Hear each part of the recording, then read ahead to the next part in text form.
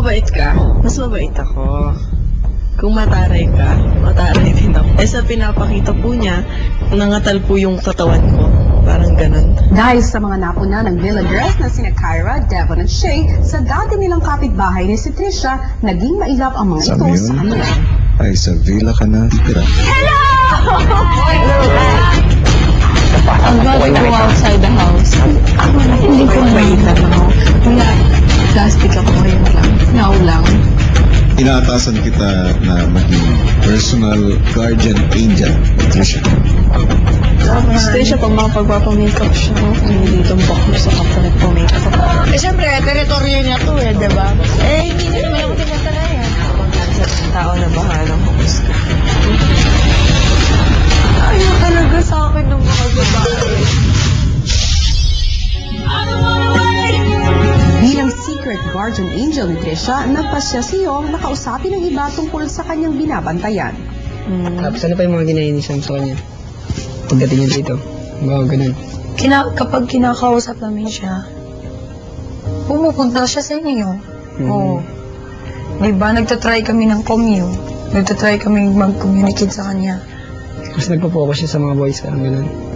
Parang hindi na, parang advice nyo, parang pag minsan hindi niya pinakinggan. Hindi kami ganun eh. Hindi naman sa plastic. Ganun. Hindi, ayaw lang namin pinapakitaan siya na mali. Nagpapakatotoo lang kami. Eh, ano naman ngayon kung nagpapakatotoo? Kapag nagpapakatotoo ba, kailangan ba maging rude? Mga ganun. Iba yun eh. Okay.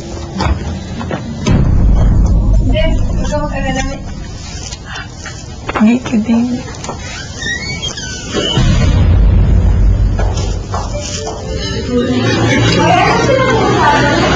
Kanina? Bakit? Pagdating nga ni Kyra, tumigil ako. Bakit? Ewan ko kayo. Ano ba yun? Ano yung galing ko? Iba kasi yung territory niya. Yung totoo, Ate Sheo! May secret siya. Ingay. Sobrang, basta buo siya. Sobrang Pag minsan, malapit hindi kayo sa- kinakausap, parang ganun. Hindi naman. Sobrang, wala akong pakialam dun, kaya di niya ako kausapin forever. Sobrang lapit niya sa lahat ng mga lalaki. Feeling niya, close siya.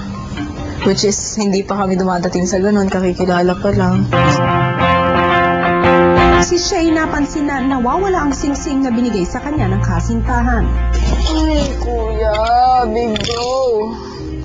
Bro, pakita niyo naman sa akin ng sing-sing. Bigay ito ng boyfriend ko ay. Habang tinutuloy ni Shay at ng girls ang paghahanap sa singsing, masinsina namang kinausap ni Yong si Trisha. Di ba nung unang pagpasok mo dito, medyo si Talo babae. Diba, si Devon, si Kyra. Hindi mo lang alam, pero hanggang ngayon may sagot pa silang job sa'yo. Kaya, hindi basta, mamaya. Diba? Kasi lahat ng bagay, hindi lahat ng ginagawa, medyo napapasaya, parang ganun. Yung mga galaw mo, parang ganun. Minsan, sobrang, hindi maarte. Minsan, sobrang maingay. Nung natalo kami sa taas, gumaganyan ka, akala nila, binabababay mo si Shay. Hindi ko pinababasa. Parang, kasi di ba, yung matatanggal sa amin, tapos parang gumaganyan ka.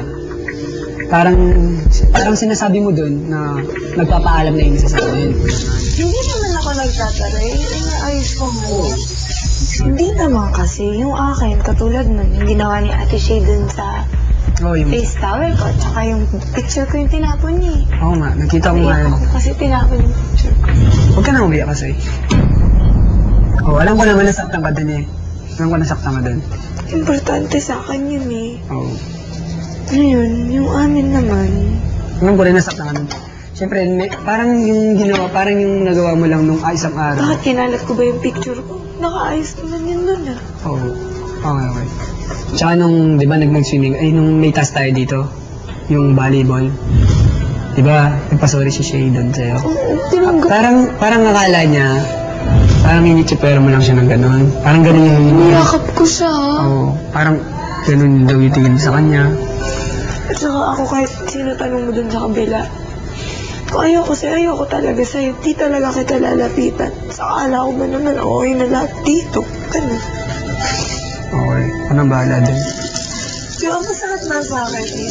Ako yung naagrabyado eh. Like, sorry sa tinanggap ko. Tapos ngayon ako pa yung may problema. Ayaw nilang kaibigan kami. Hindi ganun. Gusto ko nila maging kaibigan. Gusto ko nila. Ano ba kung yung point? Kung bakit kailangan ko papilitin yung sarili ko? Ano ba yun? Parang nakasalamuha sa mga taong ayaw naman sa akin. Bakit ganun? Sino to yung babae? Ba't ganun? Ayaw talaga sa akin ng mga babae. Pati sa kabila. Yung mga lalaki okay naman sa akin ah. Oo. Kaya nga ayusin ko. Bakit Diba? naman yung mga babae? Lagi na lang may problema ako. Puro babae kaaway ko. Ganun.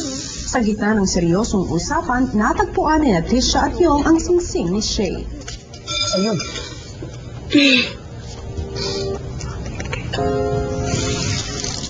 Bigay ko muna. Sige. Teka lang, dyan ka lang. Sige. Narinig mo na? Narinig ko yung sa akin. Ha? Ala! Ano? Nagano? Saan mo nakita? Ala, salamat ng marami. Sa may dishes? Wow, ang galing. Uy, Ang galing mo ah.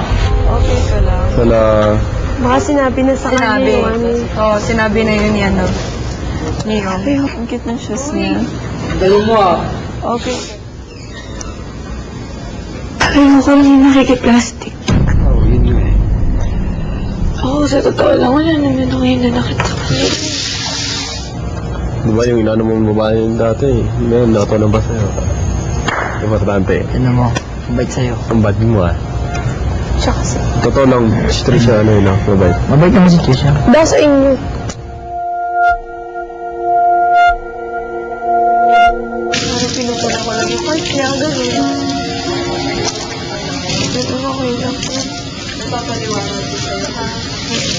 Hindi, mamaya pagtulog yun na lang. Hindi kayo mabait. Hindi, okay lang. Mamaya pagtulog na. Tapos pa kayo hapat na. Kasi napapaliwanag ko lang kasi hindi naman sa... Kasi ganito kami, wala kang problema kahit ano. Pero kami, yun yung napapansin namin sa'yo, alam mo yan. Ako, katulad sabi ko kayo, ako, wala sa akin problema kahit ano siya, wala akong pakialam. Kasi sinabi, wala talagang pero. Wala kami din pakialam, pero, yun, katulad sa amin, ano yung napapansin, ano ba yung ano, alam mo yun, sabi ko nga sa kanila, sabi ko nga sa kanila, hindi, sabi ko,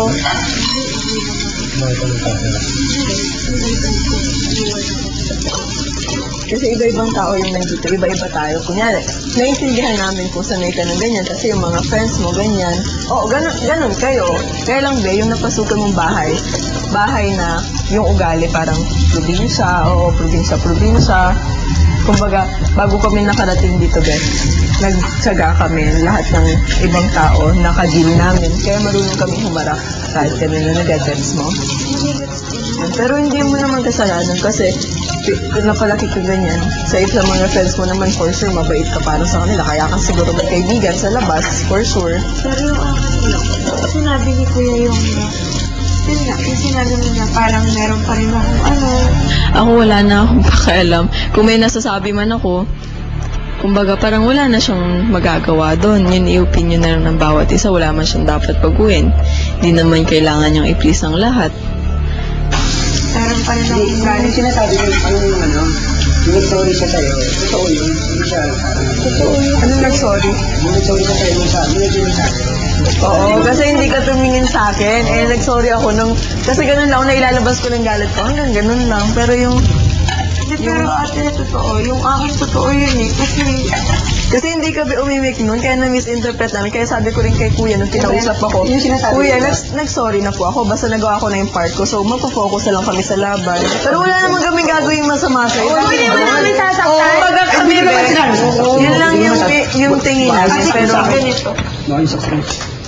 Pero naman ako dumidikit na kila Kuya Michael kasi Sige, gusto mong malaman ng totoo, Bel.